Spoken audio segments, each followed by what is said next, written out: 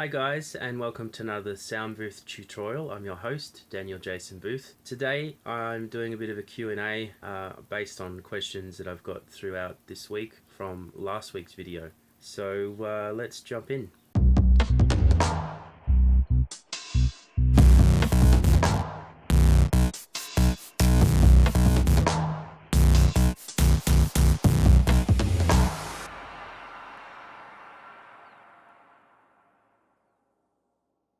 Alright, first question is from Lisa Garland. Hey Daniel, I have two questions for you. Do you sidechain filter the master bus compressor? If so, how do you approach it? Question number two, what do you think about serial compression on the master bus? Do you recommend it? Thank you. Thank you, Lisa. So, do you sidechain filter the master bus compressor? For those who don't know, sidechain filtering is a way of controlling what the compressor sees, and it's a great way of altering how hard that compressor is hitting on certain frequencies. The way that you deal with that is you filter them out. Do I sidechain filter the master bus compressor? No, not typically. When I'm mixing, I'm generally working on the basis that the master bus compressor is a choice fairly early on in the mixing process. So I'm always hearing what the mix sounds like through that. Anything that kind of spikes the compressor too drastically, it's going to come down to a balancing issue, and that's something that I can address pretty quickly in the mix and upstream of any master bus compressing. So that's how I approach it. But if I were to use sidechain filtering, as I said, I would simply remove the frequencies that are affecting the compressor too much, or I would do the opposite. I would push frequencies into that compressor that I want it to hear more of. So if I want it to hear more of the mid-range and react more to that, then that's how I would deal with that. It's no different to adding an EQ before a compressor. Whatever you remove, it's not going to react to. Whatever you add, it's going to react to more. The only difference is that you don't hear that EQ because you're affecting the sidechain. So the sidechain is what the compressor hears, not what we hear. We just hear the result. And if you're removing a bunch of low end, then obviously that is going to pass through the compressor and it's not going to be compressed. It's not going to affect the compression, but it probably will affect the tonality of your mix because it's allowing that to come through, and it's probably more focused on the mid-range and upper frequencies, so it's going to tend to compress those more. Question number two, what do you think about serial compression on the master bus? Do you recommend it? I do recommend it as a strategy for loudness. It's a great strategy. Limiting obviously is from the compression family. I would recommend that as well. Stacking compressors. Do I recommend it? I recommend it if it's needed. I don't recommend it if it's not. If your mix is loud enough, then there's no reason to be stacking compressors and adding in unnecessary processing, especially on the mix bus. Next question comes from Johnny Walker. How many reverbs do you use in a typical pop rock mix, and what's your favorite reverb plugin? Thank you for the invitation. Thank you, Johnny. These days I'm probably using 2 to 3 reverbs, but generally not a lot, and I'll tell you why. If it's a pop rock song, you're going to want a lot of that stuff up front, and delays are probably more suitable for that task, so I would generally stick more with using delays. And in terms of my favorite reverb plugin, I would have to say the effects rack from Soundtoys 5 has some pretty cool reverbs. And it's not a reverb, it's just some of the presets. They stack instances of Echo Boy, and the very last instance will have a full mix, 100% wet. But everything else will be allowing some of the signal to pass through and go through a series of delays. When you think about it, reverb is just a collection of delays that get quite dense, and that's essentially what that plugin does. But in terms of an actual reverb plugin, I don't think you can go too far past Altiverb, especially if you can find some Bricacity impulse responses that are pretty sweet for that. But to properly address your question in terms of how many reverbs do I use, That really depends on how the mix comes to me. How the recording comes to me. How reverby I want certain things to sound. It's always going to be determined by what's already there. A lot of my reverbs are going to be part of my template. So the template sets up everything and it's all ready to go. If I need it, it's there. If I don't need it, I don't use it. I think that answers your question. Moving along. Pippy Pappy, what a great name. Pippy Pappy asks, what kind of effects do you add to the mid-side processing technique? Usually the process is explained, but not the act of adding effects or in a way to change the mid and side before putting them back together. Thanks. Thanks, Pippi.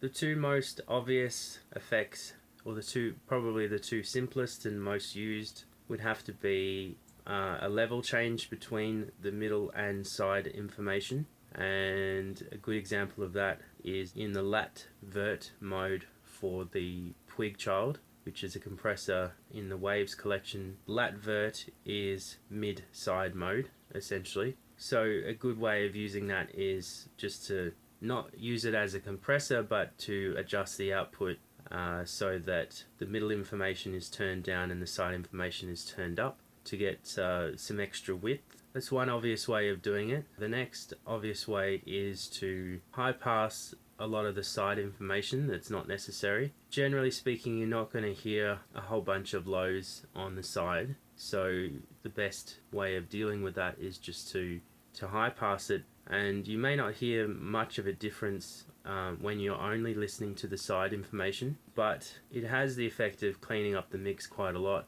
Just don't take it too far because it will make the sides feel a bit disconnected from the middle. You can take it too far, and I would avoid that at all costs, but generally if you're going to high pass, I would high pass probably no more than 100 Hertz.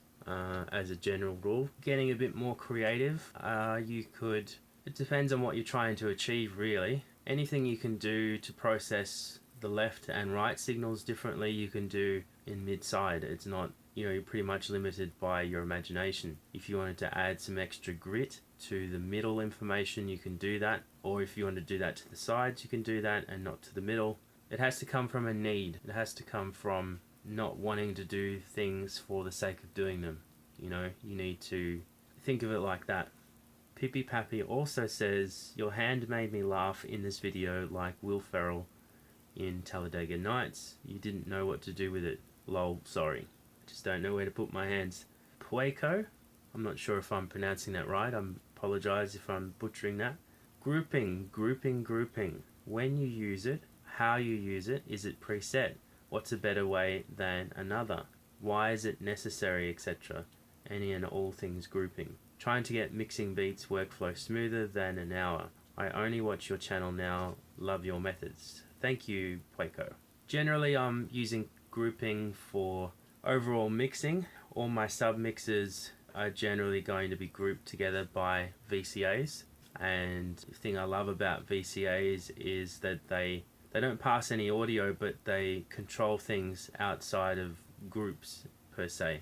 So you can still group a whole bunch of faders together without them actually being grouped, so you can change things individually within that collection of faders. So that's not strictly speaking groups, but it kind of is, because you're controlling a whole bunch of faders using one single fader. I love that. Apart from throughout a mix using VCAs, I would use it on drums especially. I would use it on backing vocals. Any time that I need to group instruments together, I'm going to obviously be using it. My edit and mixing groups are generally going to be the same, because I find it's easy just to switch groups on and off if I need to access something within the group. And is it preset? Some of the stuff in my template to do with groups is preset in how they work, especially in my drum template. What's a better way than another? Well, obviously, as I've just spoken about, VCAs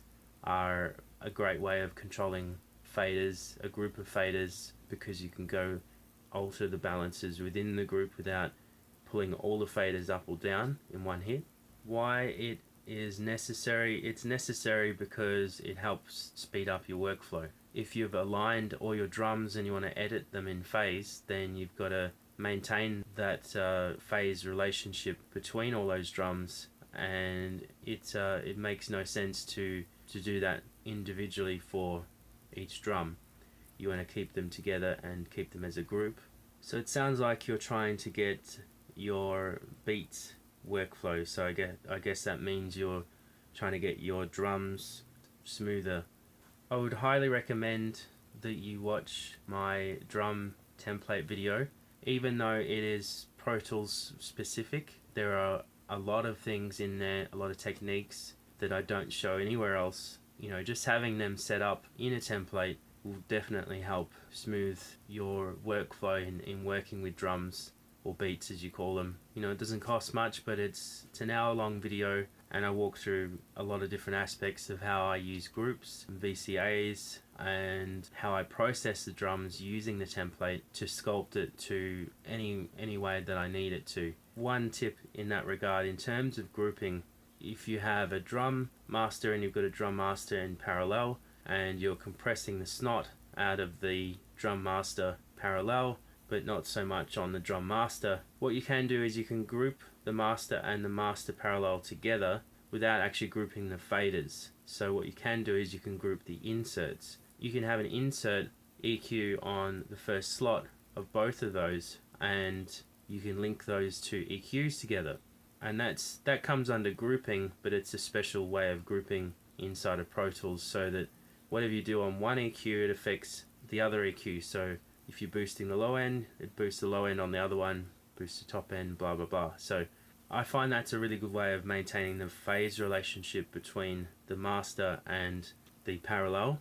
And there's a few other techniques that I've thrown in there which deal with changing the tonality of what's feeding the parallel. So I highly recommend that you watch that. I'm sure you'll get some really good tips. Moving along, Sebastian Baran, what influences all your decisions you make when mixing?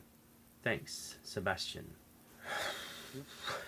Not entirely sure how to answer this to your satisfaction, but everything influences my decisions when I'm mixing. Mixing can be like a state of meditation. You don't necessarily understand what you're doing in the moment. A lot of those decisions are going to be intuitive. A lot of them are influenced by your experience with the genre that you're working in. They're influenced by the skill level you have. If you don't know how to fix something, then obviously that's going to affect how you approach that. I've got a lot of ways of dealing with the same issue, and one of those is going to be the right way or the most appropriate way to deal with it. So I'm drawing on my experience of mixing. I'm thinking in terms of 3D. I'm thinking front to back, left to right, and up and down. By the time I come to mixing, everything's kind of set in place. There's no really big problems that I need to deal with. The only problems I need to deal with are, where am I placing the vocal? Where am I placing a synth in relation to that vocal? What drum tones do I need? How hard do I want the drums to hit? Is the bass more of a feature than the kick drum? Is the kick drum the feature more than the bass? Are the backing vocals going to be hard panned, or are they going to be quite tight? I'm thinking more about balance. I'm thinking more about panning. By the time I'm in the mix, I'm wanting to be in a more creative headspace. I don't want to be thinking about anything technical, which is not to say that the technical aspects don't matter. Of course they matter, but they're all influenced by the artistic intent. So what are we trying to achieve here? Do we want an intimate vocal? Do we want it to feel like the band is bigger than the vocal and the vocalist has to scream over the top of the band? All those things are determined by balance, by EQ, by compression, which are all technical things. But when you have mixed for a while and you've mixed quite a few different things, then all of that comes naturally and it falls into place without even thinking about it. So to get to kind of the heart of your question, what influences all the decisions you make? The song. The song has to influence it. The decisions I make are technical decisions based on which direction the song wants to take me. Do I think about frequencies? Not really. I don't care. All I care about is, does it sound good? At the end of the day, what matters most is how the end listener is going to hear your music. It doesn't matter how you got there. It just matters what sounds good. If it doesn't sound good, it's not good. If it sounds good, it is good. David Nicholas, who I've interviewed on the channel, says that all the time. Sounds good is good. And I'm sure that that's something that David picked up from Bob Clearmountain, because if you've watched Bob Clearmountain's interview on Pensado's Place, what his answer is to most things is, if it sounds good, it is good. It doesn't matter if it's Pro Tools, doesn't matter if it's tape, doesn't matter, you know, what it is, whether it's console or console emulation. It all has to come down to how it hits the listener emotionally, and is that the right emotion, is it getting the right emotion across? And beyond that, it's about taking care of a lot of those technical aspects. But as I say, once you've been mixing for a while, you tend to figure those out pretty quickly, and intuitively you start to quickly bridge the gap between what it is you're trying to achieve emotionally, artistically, musically, and how to do that from a technical standpoint. So I hope that answers your question, Sebastian. You've got another question here. There are many young producers trying to make EDM. What are some mixing tips specific to that genre? Some mixing tips. It's not a genre I typically work in a lot. I have worked on a few different EDM tracks, but obviously the kick drum is one of the most important parts in that. You want it to be loud, so I'd watch all of the loudness videos where I talk about how to make a mix loud. Pretty much all of that information is invaluable to getting your mixes pretty smoking hot loud. In terms of kick drum, pretty old mixing trick, but getting a signal generator to provide a lot of the sub information. I would pick a really good kick drum sample. I would pick the right kick drum sample. I wouldn't layer too many different kicks. I would tune the signal generator to the kick, and I would add that in parallel underneath, gated from the kick, so that every time the kick hits, you can have this burst of low energy, low sub energy that supports the kick. The two most important aspects to that are, what's the length of the gate, how long is it open for,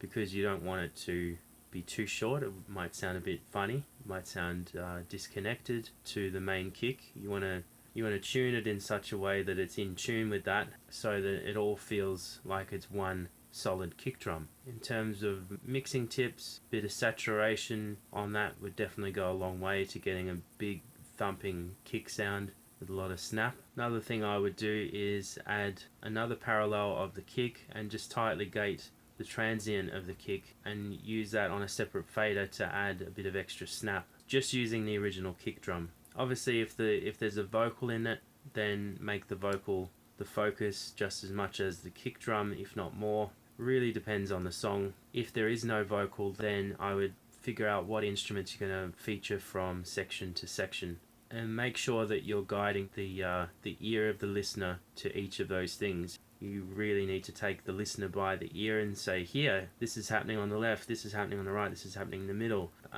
Really, I don't want to say take them by the balls, but grab them by the ears and say, listen to this, listen now, listen to that. You know, it's a given that the kick drum is going to be thumping away, but you need to create interest throughout that entire song. You know, do everything you can to maintain listener interest. If the minute you lose interest, right, at that point of the song, what are you going to do? Are you going to change something? Are you going to drop something out? Are you going to add something back in? It really is going to be guided by what you come up with, but obviously the starting point is going to be coming up with a whole bunch of different loops, and from there you're going to adjust the arrangement based on how you want it to build. You could pretty much copy the arrangement of a lot of different EDM tracks, and you could do, you know, a pretty good job just doing that and starting out that way, and then getting lost creatively in the process, and just seeing, you know, what you can come up with. Because whilst it's great to stick to these tried and tested things, we want to hear new things. We want to hear something that sounds a little bit different, so don't be afraid to experiment. Stick to a lot of the rules of the genre, how the arrangements build and all that sort of stuff, but how are you going to make it different? How are you going to stand out from the crowd? That's kind of more big picture stuff, but in terms of mixing tips specific, I think we've got that covered there. To finish up, thank you so much for all the questions that you've posted in from last week's video. I want to say that I've really enjoyed doing this, and if I have a video once a week, I will do a Q&A at the end of every video. I think the Q&A is a great fallback option for me to answer questions that I've gotten during that week, because it is easy to do, and the great thing about it is obviously I can talk directly to you guys and address things head on. So if you have any more questions, any follow-ups to things that I've said, then please comment here on YouTube, on Facebook, on the Sound Booth tutorial page, and anywhere else that I share that post around. So that's it for this Q&A. I hope you enjoyed it. I hope you got something out of that. I'm sure you have some more questions, so please hit me up, and I'll endeavor to get to them for the next video. So please like, share, subscribe, hit me up with any more questions, and I'll see you next week. Thank you very much, guys, and happy mixing.